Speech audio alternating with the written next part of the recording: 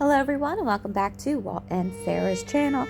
Today I'm going to be embroidering on this super cute baby gown, and I'm also going to share with you my little hack for keeping the tender touch onto the garment without it coming off. As you can tell from the tag, I purchased this gown from AJ Blanks. This gown features a zipper down the side, which was super convenient, especially for hooping it. In all my years and all my children, I've never actually received one that had the zipper, so I can imagine that makes diaper changing a lot smoother. So I'm super excited to actually put this on my baby and see how the zipper makes a difference. But from an embroidery perspective, it definitely makes hooping easier. On the contrary, lining it up and finding the center point was a little bit more complicated because of the zipper on the side. But that's a minor setback for a major win. At this point, all I'm doing is trying to find my center point so I can map out exactly where I'm going to embroider my image. Now I'm using the air and water soluble ink marker, the disappearing ink rather, if you want to call it that, the magic pen. It is so awesome. I use them all the time. I've never had any problems with any of my material or any staining. Our local Joann's was closing down and I bought a whole bunch of them at one time. And that is definitely something I do not regret doing. I also do like to use the little chalk pens, but for this one, because it is a light pink, I decided to go with a darker purple marker so I could really see my marks. Plus, we're going to throw this gown into the washer and dryer so I can show you guys how the tender touch stays on even through a wash. Now I'm going to use my handy dandy ruler and I'm going to mark exactly where I want my image to land. So this particular design is around 4 inches and a quarter. So I'm just leaving little marks there so I know exactly where I can pin. And when I flip this back around, I'm going to put my stabilizer right on those spots. That way I'm not wasting too much, I'm not cutting too much off, and then I can map it out exactly where I want everything to be. If you are feeling confident in your estimating skills, by all means go ahead and skip this step. You don't have to pin it up. You don't have to kind of really just lay it down where you expect it to go. You can just go crazy and slap your stabilizer onto the back of your garment and get embroidering. For me, I wanted this to be really cute because I wanted to put this on her and take pictures at the hospital. So I want to make sure that it does look really nice and very clean looking and very lined up. So I am taking my time and showing you the proper way to do this. So as you can see, we flipped it back inside out and I have my pins there so it shows me exactly where my top and bottom of my design will be. So I already cut some of my stabilizer here. I am using 1 sheet of cutaway. This is very soft. It's black. I wish I would have went with the white one, but this one's soft and I want to go softer. So I'm using 1 sheet of cutaway. And I'm also using 2 layers of the Stitch and Stay, which was purchased from Joann's. It's very thin. I don't recommend ever using it on its own, but I am throwing it on there for that little bit of extra support. And again, it is very, very soft, so I think it's going to be okay for baby. In between each layer, I use the 504 temporary spray. And I say temporary, but we are washing it out anyway because I definitely want to throw this to the washer and dryer so you guys can see how that tender touch stays in place once I do my little hack. Now, why did I just write hi? Of course, if I want to say hi to you guys, I'll just say hey. But no, so I write something on here with the pen that will wash out or disappear because sometimes you have to flip your design on your machine if you're using a multi-needle. So in order to make sure that I am lining it up and making sure that I am not putting my design sideways or upside down, I like to write something on there so that way I can match it up. One little frustration with this project is I did not have the proper size hoop. This is actually the smallest baby gown I've ever received. The other ones I have are more of a size like 0 to 3, closer to 3 months. So they are a little bit bigger.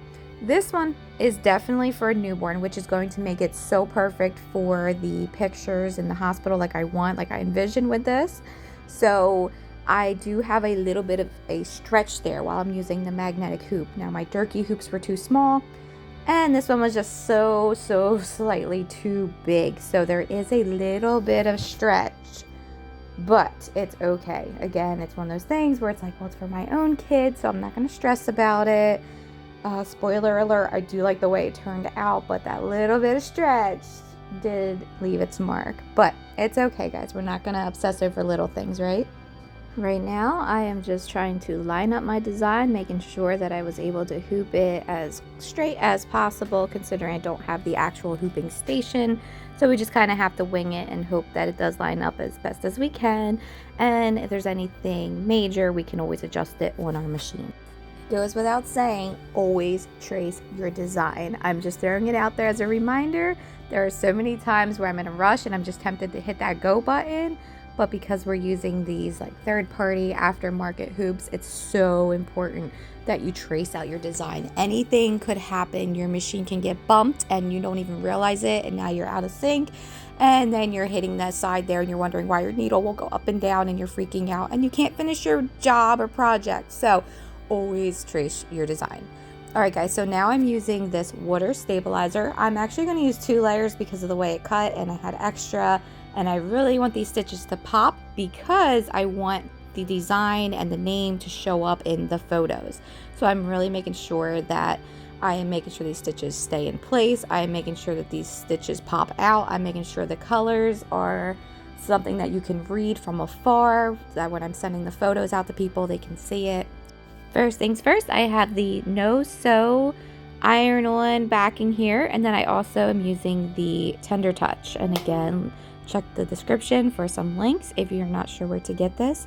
And the Tender Touch is also iron-on. Now, I've had the worst time trying to get the Tender Touch to stay on my garments.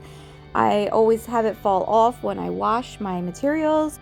Even when I buy stuff from big box stores and it already has the embroidery on there with the Tender Touch lining on the back, I notice that after so many washes, it ends up falling off.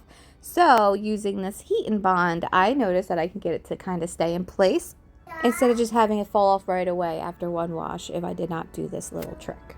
First, you're going to cut down the heat and bond around the same size as your design. Then the Tender Touch is going to be cut down, but that needs to be bigger than your design. So whatever size you cut the first thing down, now your Tender Touch is going to be bigger because it needs to go outside of the heat and bond.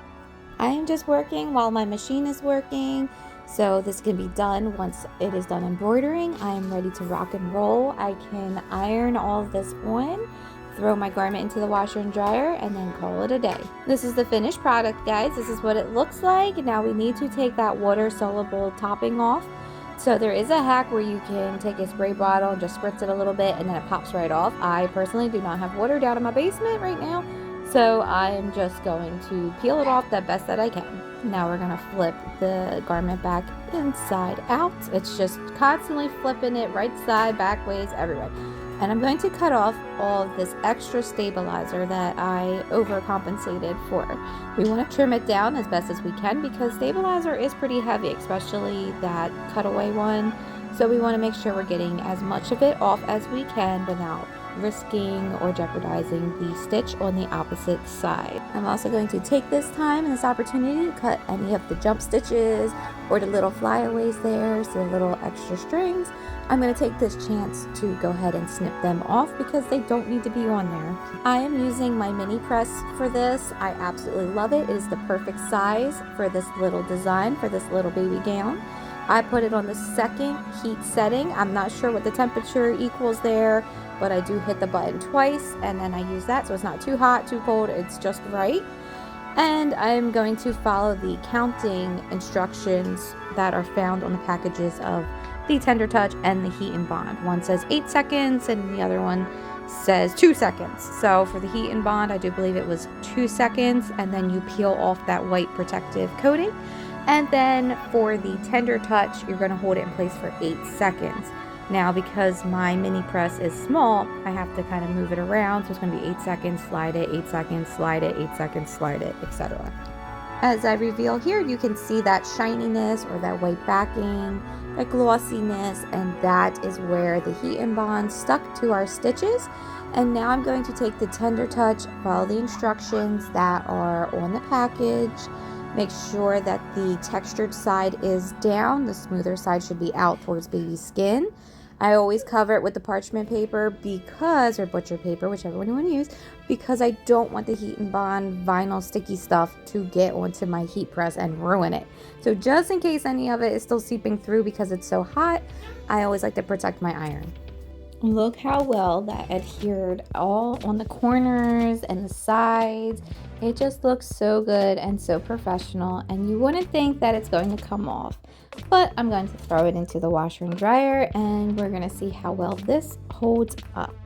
I'm just turning it right side out, if you will, one more time. Kind of show you what the front looks like. You can see it's like super stiff, but that's okay because we don't want those stitches to move around. Now I am going to cut these jump stitches off, and then I am all done and ready to wash my beautiful little Paris gown. So guys, this is after the wash and dry. You can see the edges did come up, but where we put that heat and bond stayed. So we don't have to worry about it actually coming off because it is stuck where we put the heat and bond. So the only part that came off is the part on the outer edge where there was nothing to keep it there other than the actual tender touch, which doesn't always work. So guys, that's my little hack. That's how I do it. And I hope to see you on the next one. Thank you so much for watching. Bye.